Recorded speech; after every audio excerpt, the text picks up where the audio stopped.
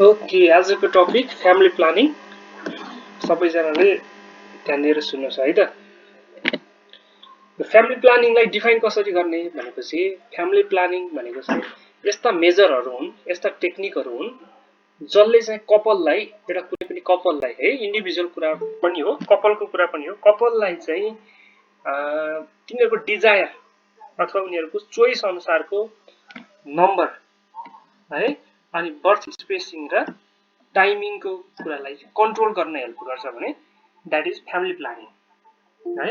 It is a planning. यसमा अब हामीले टेक्निकको कुरा, मेथडको कुरा होइन, अनि सँगसँगै डिफ्रेन्ट आर्टिफिसियल मेडिसिनहरूको कुराहरू भनेको मोडर्न मेडिसिनको कुराहरू होला, वाटेभर जे भए पनि यसले चाहिँ तीनटा कुरा फोकस गर्छ। एउटा भनेको नम्बरको कुरा भयो है, एउटा स्पेसिङको कुरा भयो है, र अर्को टाइमिङको कुरा भयो है। त्यही कुरालाई यहाँ तल अर्को पोइन्ट छ भनेपछि it helps in avoiding the unwanted pregnancies है। इच्छा नभएको बेला अथवा भनेको उनीहरू चाहिँ क्यापेबल नभएको बेला, जति बेला उनीहरू चाहिँ they don't think it is right time, त्यो बेलामा प्रेग्नेन्सी हुन नदिनको लागि। अर्को चाहिँ रेगुलेट द इन्टरभल भनेको एउटा बच्चा पाइसकेपछि अर्को बच्चा कहिले पाउने भन्ने कुराको लागि, र टोटल नम्बरको कुरा कन्ट्रोल गर्ने। अब कति पुगिसकेपछि दे शुड स्टप भन्ने कुराको लागि चाहिँ यो फ्यामिली प्लानिङको कन्सेप्ट आएको हो। यो फ्यामिली प्लानिङको थप कन्सेप्टको कुरा गर्दाखेरि अब यो नेपालमा स्टार्ट कहाँबाट भयो भन्ने हिस्ट्रीको कुराहरू इम्पोर्टेन्ट छ है। यो इक्जाममा सोधिरहेको हुन्छ इनिसियल कहिले भएको भनेर, स्पेसली यो लोकसेवाको इक्जाममा। तपाईँहरूको लाइसेन्सको इक्जाममा यस्ता कुरा त्यति फोकस गर्दैन, किनभने लाइसेन्सको इक्जाममा तपाईँहरूको क्लिनिकल क्यापेसिटी कति छ भन्ने कुरा बढी फोकस गर्छ है, तर लोकसेवाको इक्जाममा यस्ता कुराहरू पनि फोकस गर्छ। ल, यो एफपानले है, एफपानको फुल फर्म के हो भनेर सोध्न सक्छ। एफपानको फुल फर्म भनेको family planning association of Nepal हो है त।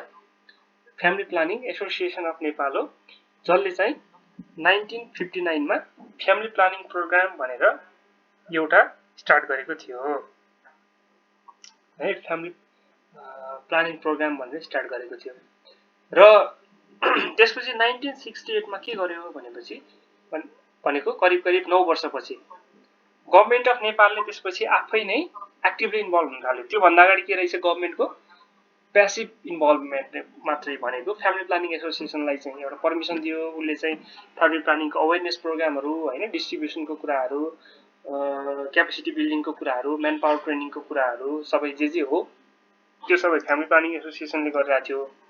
10 इयर्स पछि 1968 मा यो गभर्नमेन्ट अफ नेपालले चाहिँ के गर्यो भनेपछि एउटा युनिट बनायो, त्यसलाई चाहिँ Nepal family planning and maternal child health programme भन्ने एउटा प्रोग्राम बनायो।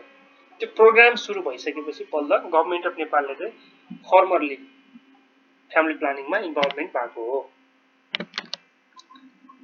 फ्यामिली प्लानिङको त्यही अर्कै कुरालाई हामीले हेर्दाखेरि के हो त फ्यामिली प्लानिङको गोल भनेपछि चारवटा कुरा।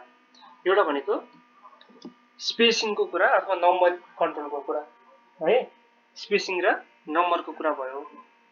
अर्को के भयो, अनवान्टेड प्रेग्नेन्सीलाई चाहिँ कन्ट्रोल गर्नु पर्यो, इट कन्ट्रोल्स द अनवान्टेड प्रेग्नेन्सिज।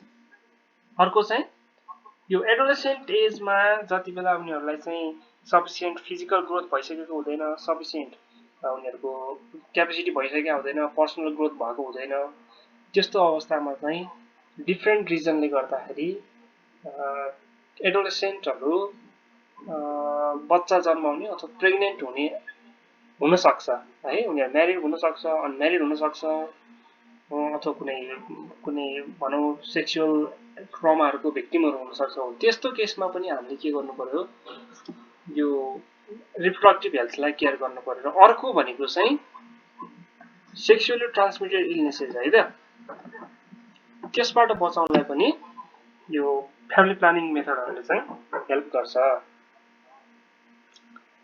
अर्को त्यसपछि इन्फर्टिलिटीको कुराहरू पनि छ। कहिलेकाहीँ चाहिँ यो फ्यामिली प्लानिङ मेथडहरू इन्फर्टिलिटीमा पनि युज गर्न सकिन्छ।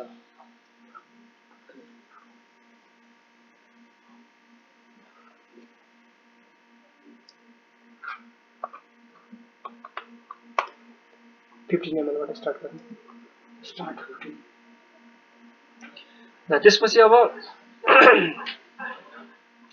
नेपालको फ्यामिली प्लानिङ प्रोग्रामको कुरा गर्दाखेरि अब यो हाम्रो गोलको कुराहरू छ है। नेपालमा चाहिँ फ्यामिली प्लानिङ प्रोग्रामले टोटल फर्टिलिटी रेट कति बढाउने भन्ने छ। यो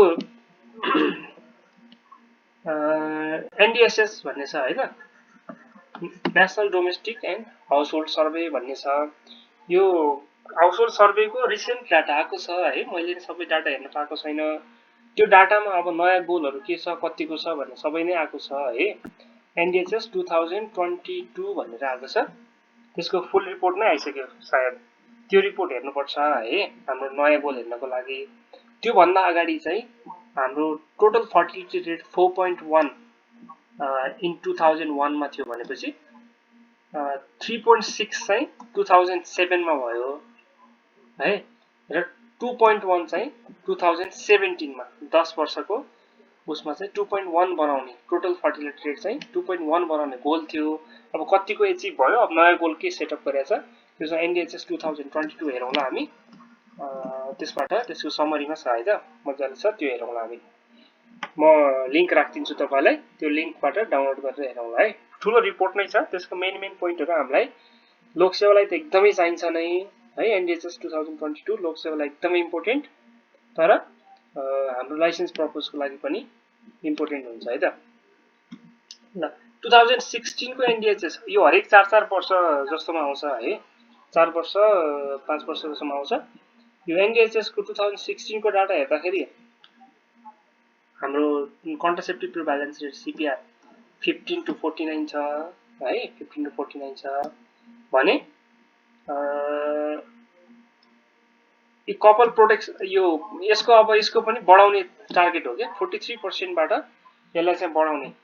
कन्ट्रासेप्टिभ प्रिभ्यालेन्स रेटको कुरा गर्दाखेरि कन्ट्रासेप्टिभ प्रिभ्यालेन्स रेट CPR भनेको के हो भनेपछि नीड भएको कपलहरुले कति पर्सेन्टले युज गरिरहेको, जस्तो अब कसैले त प्रेग्नेन्सी चाहिरहेको पनि होला, उनीहरुलाई चाहिँ फरक परेन, उनीहरु यो डाटामा आएन। जस्तो 100 जनालाई चाहिँ हामीलाई कन्ट्रासेप्टिभ अथवा फ्यामिली प्लानिङ मेथड चाहिएको छ भनेर भन्यो, तर त्यसमध्ये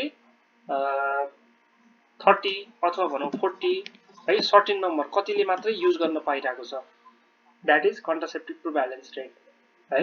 नेपालमा चाहिँ कति रहेछ 45 आउट अफ 100 रहेछ 2016 को डाटा अनुसार।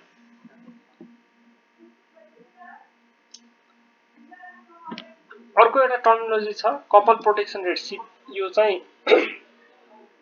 यो पनि कन्ट्रासेप्टिभ को एउटा डाटा हो है, कन्ट्रासेप्टिभ युज कतिको भइरहेको छ भन्ने हो। यसमा के हो भनेपछि percentage of eligible couples effectively protected against child birth by one or other approved method. अब हामीले कन्ट्रासेप्टिभ प्रिभ्यालेन्स रेट भनेको युजको कुरा गर्यौं है, कपल प्रोटेक्सन रेट भनेको त्यसको सक्सेसको कुरा हो है, त्यसरी बुझौं। एउटा युजको कुरा भयो, अर्को चाहिँ सक्सेसको कुरा भयो है त। ल यो बेसिक टर्मिनोलोजीहरु के बुझिसकेपछि अब हामी के कुरामा बुझौं भनेपछि फ्यामिली प्लानिङ मेथड्सको कुरा गरौं।